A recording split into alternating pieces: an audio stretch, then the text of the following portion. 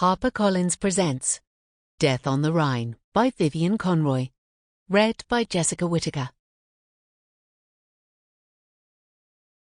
Chapter 1. Bonn, April 1931.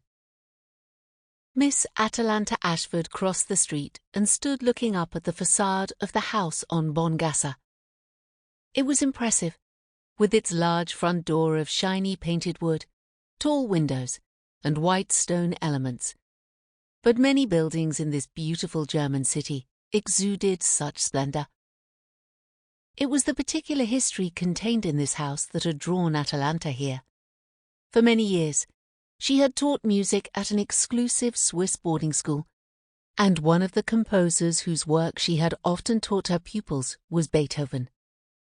She had read about his life and knew he had been born in Bonn, but she had never imagined herself being able to visit the house of his birth.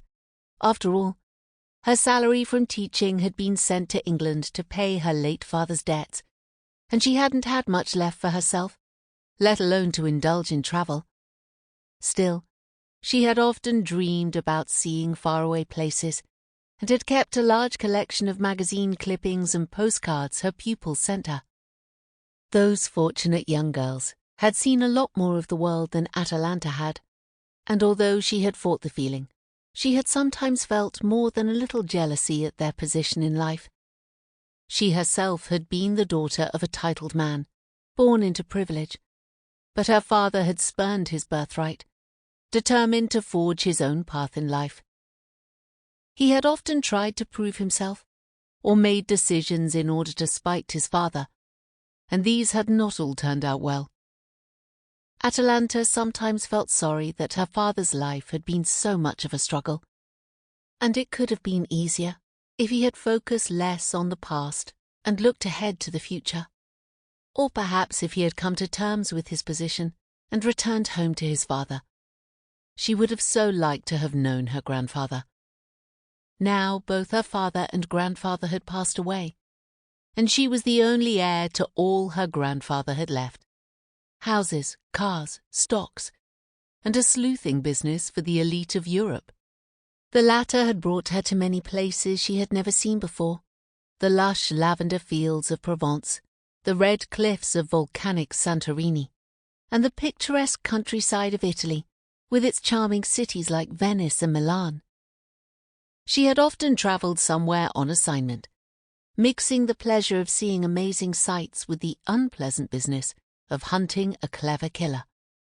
So far, she had enjoyed enough success to keep clients coming to her door, but she also wished from time to time to travel for her own enjoyment.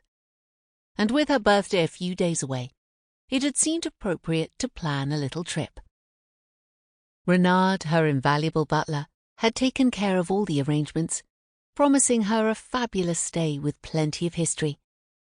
He had not revealed too much about the actual plans in order to surprise her, and as she stood now and surveyed the house where such a musical genius had been born, she felt a surge of energy at the idea that this was but the beginning. It was a pity, though, that Renard had not been able to come himself to explore the streets of Bonn. He had muttered something about following up with a contact in a case she was still working on. It had proven to be a difficult matter of retrieving an heirloom that had disappeared with a runaway son and been sold off for travelling money.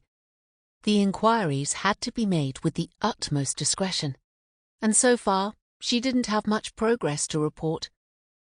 I wonder, it flashed through her mind, whether Monsieur Gisport would have solved it already.